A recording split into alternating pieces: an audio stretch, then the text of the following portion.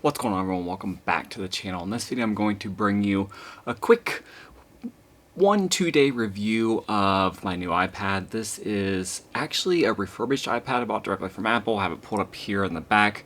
I'll talk a little bit about why I went the refurbished route versus new, and how it may be a good option for you, especially if you're looking to maybe get a more pro-oriented iPad on the cheap, or wanting to get even a different model, an Air, a Mini, standard iPad. You can get them really good quality there for a good price. I don't know if my wife's is around. It is not.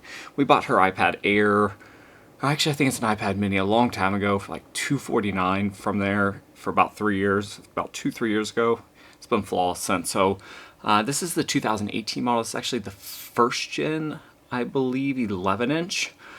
So it has a few interesting features with that versus the 10.5-inch first generation iPad Pro.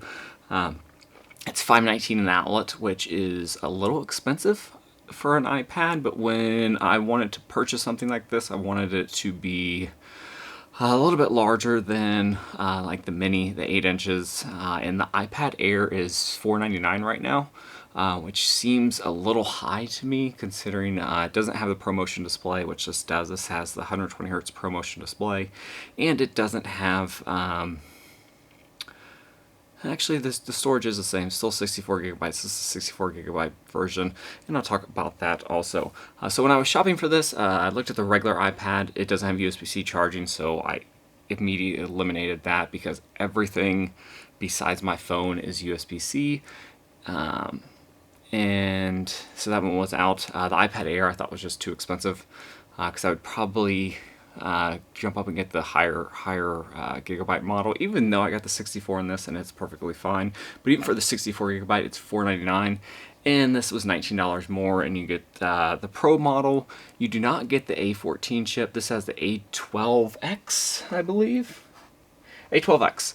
But this thing is lightning fast. I mean, I was shocked at how actually fast this is for a 2018 model. Granted, previously I have never owned a tablet before. I had a Pixel 5 before this, so that's probably why it's noticeably faster. And even my laptop, my ThinkPad laptop, is getting a little... It performs great, but opening apps, it is super slow compared to this. So setup was really easy. So I love the 11 inches of it. It seems like a good size if you're wanting a larger tablet. If you're not and you want, I don't think there's any difference between this and the Air. I think the Air is like 10.5, so it's going to be very similar in size. So it feels right in the hands. It's a little big for traveling or for a kid, because originally I bought this for our 18-month-old just for long car rides. He doesn't do well in a car seat, so for long car rides, this is something that entertains him till he falls asleep, especially if we're doing any vacation or anything like that. Now that we're starting to get back into that since COVID's kind of getting a little bit better. So I really wanted it for that, and I originally looked at some of the Amazon tablets. Those were out. I looked at the Android ones. I mean, they seemed okay, but Android tablet is a hot garbage if you ask me. I'm not a pro, but everything I read, it's not very good compared to the iPad iOS variety. So performance is great. Battery life, I feel like I could easily get I could probably go a whole week with this. I don't use it for anything heavy like photo editing or anything like that. It's mainly just for browsing. Basically when I don't want to have my phone with me, or if we want our little one to watch a little, like a 7-minute clip of Bluey or something like that to keep him entertained while we're showering or doing something that he can't be involved with. So it works great for that. Battery life's excellent. The screen is one of the big pluses why I would recommend this over even a new iPad Air. It has 120 hertz ProMotion display on it, which is, once you've got everything of yours, like the iPhones now are 120, the Pixel 5 was 90 hertz refresh rate. Once you've got above the 60, it's hard to go back to it. So my wife's iPad is 60 hertz refresh rate, and it seems a little slow, a little laggy, not by much. But once you've gone to the higher refresh rate screens, it's hard to go back. If you're just used to 60, I would highly recommend getting, they have some cheap ones here in the outlet right now. Actually, all the time.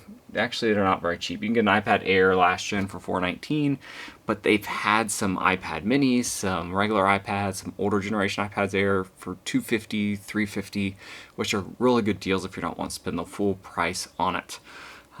Build quality is excellent. Apple's known for their build quality. It looks nice. Lots of fingerprints on the display. I kind of wish it would have been a matte display, but I understand why it's not, because it wouldn't look as vivid and sharp as some of the other ones. It does have face unlock, which I actually didn't even know until I turned it on. I didn't really think it was going to.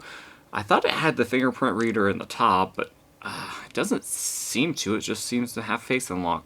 So when I set it up, it had it.